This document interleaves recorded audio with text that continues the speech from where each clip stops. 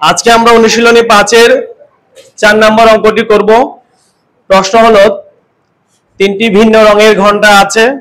লাল রঙের ঘন্টা 18 মিনিট পর পর, হলুদ রঙের ঘন্টা 15 মিনিট পর পর এবং সবুজ রঙের ঘন্টা 12 মিনিট পর পর বাজে।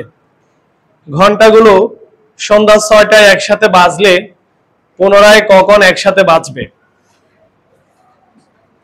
যদি পরপর থাকে পুনরায় জিজ্ঞেস করে তাহলে লসাগু হবে নাকি গসাগু হবে?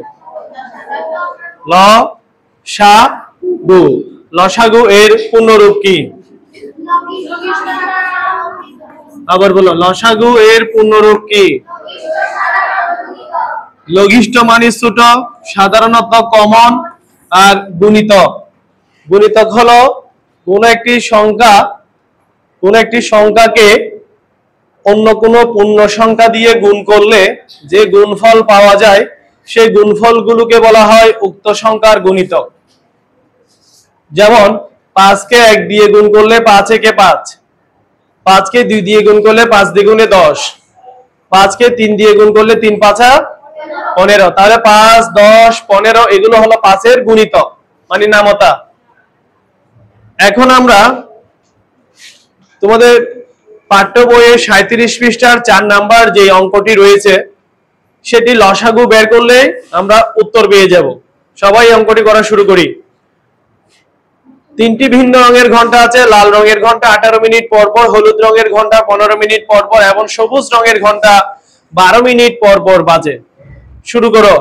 নির্ণয়ের সময় হবে 18, 15 এবং 12 এর লসাগু যত তত মিনিট। লিখো।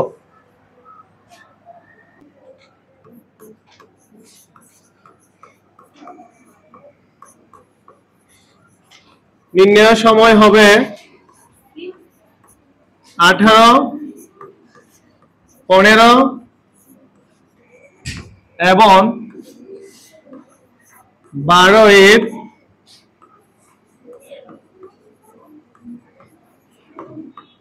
লসাগু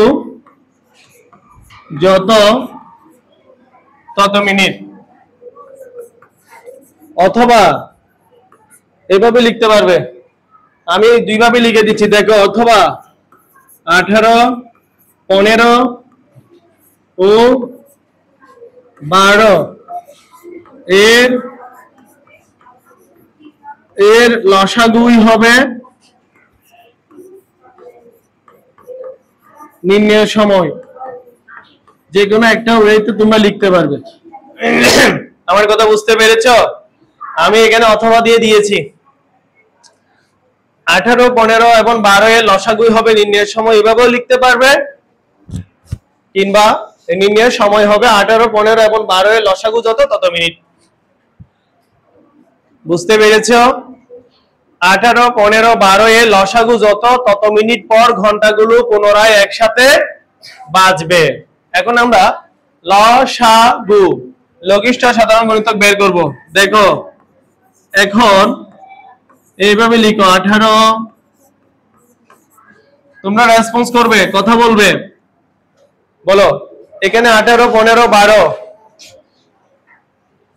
কমপক্ষে দুইটি সংখ্যার সাধারণ গুণনীয়ক বলো তো। 18 এবং 12 কে কত দিয়ে ভাগ যাবে? কারণ যে সব সংখ্যার শেষে এককের ঘরে, এদিকে তাকাও, যে সব সংখ্যার এককের ঘরে 0, 2, 4, 6, 8 থাকবে, যে সমস্ত সংখ্যার এককের ঘরে শেষের ঘরে 0, 2, 4, 6, 8 থাকে, এগুলো থাকলে সেটা জোড় সংখ্যা। কি সংখ্যা? এখানে 18 শেষে 8 আছে, কাজে 18 জোড় সংখ্যা। 12 শেষে 2 আছে, সেটি জোড় সংখ্যা। জোড় সংখ্যাগুলো কত দ্বারা বিভাজ্য হবে? তাহলে 2 দিয়ে প্রথমে ভাগ করব। 18 কে ভাগ করলে কত হয়? 9 দ্বিগুণে 18। 15 কে কি ভাগ যাবে? বসে যাবে। তারপর 12 কে ভাগ করলে 6 দ্বিগুণে, নেক্সট 9, 15 এবং 6 এই তিনটার মধ্যে কমপক্ষে দুইটার সাধারণ গুণনীয়ক কত? 2 দিয়ে যাবে? 2 দিয়ে গেলে শুধু 6 কে ভাগ যাবে। আমাদের লাগবে কমপক্ষে দুইটাকে যাইতে হবে 3, তাহলে 3 দিয়ে ভাগ করো। তোমাদেরকে আমি একটি ম্যাজিক শিখাবো। দেখো কোন সংখ্যাগুলো 3 দ্বারা বিভাজ্য কিভাবে বুঝবে। Attention please. কোন একটা সংখ্যায় ব্যবহৃত অঙ্কগুলোর যোগফল, যেমন 15, এখানে 1 এবং 5 এই দুইটা যোগ করো তো। 1 এবং 5 যোগ করলে কত হয়? 6। 6 কে 3 দিয়ে ভাগ যায় কিনা দেখো, যায়, তাহলে 15 3 দ্বারা যাবে। একইভাবে 9 দিয়ে এইভাবে করে। অর্থাৎ সংখ্যাটা যদি বড় হয়, ক্লাস 6 এ গেলে তোমরা এগুলো পাবে। সংখ্যা যদি অনেক বড় হয়, যেমন 147, এখানে 1 আছে, অ্যাটেনশন প্লিজ।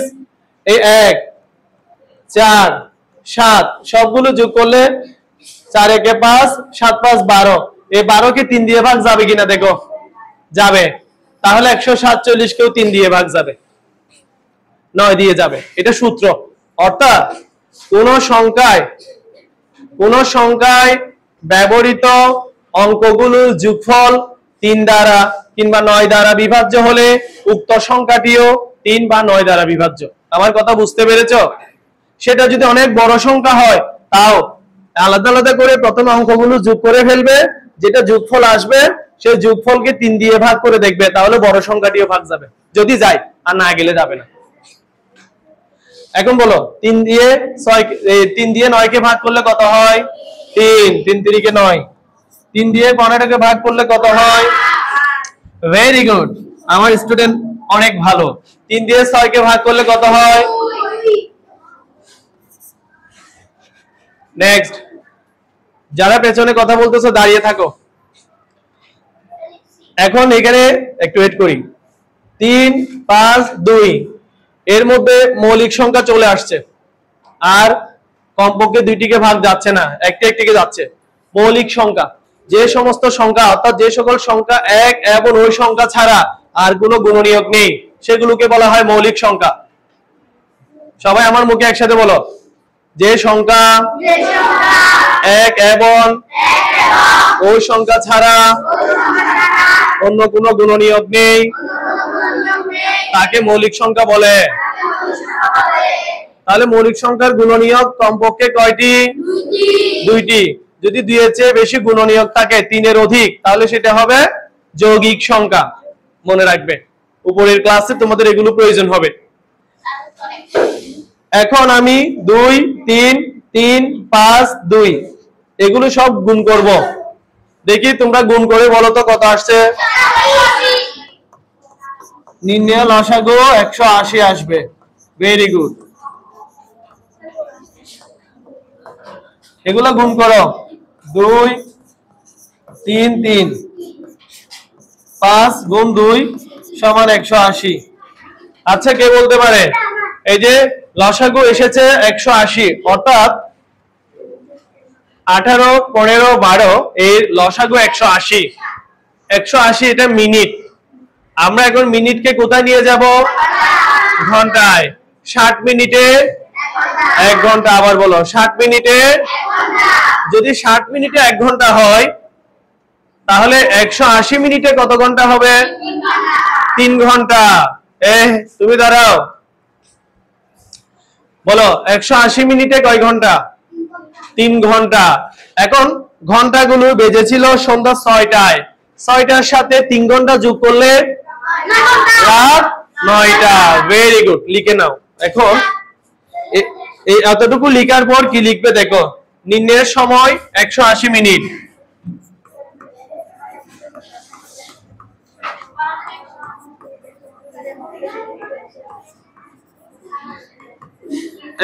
মিনিটকে আমরা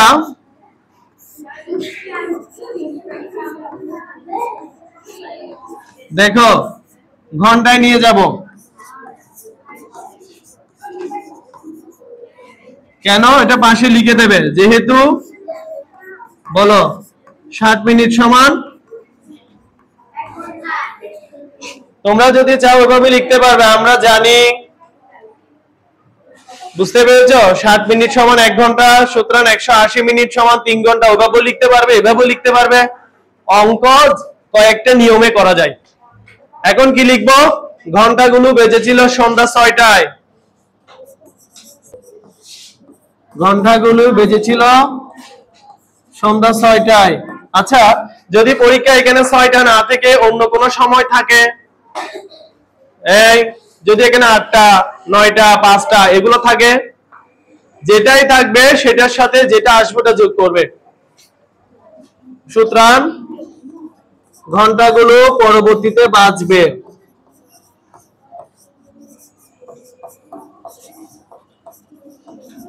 লিখো, ঘন্টাগুলো পরবর্তীতে বাজবে 6 যোগ 3 সমান রাত 9টা। রাত 9টায়। ক্লিয়ার?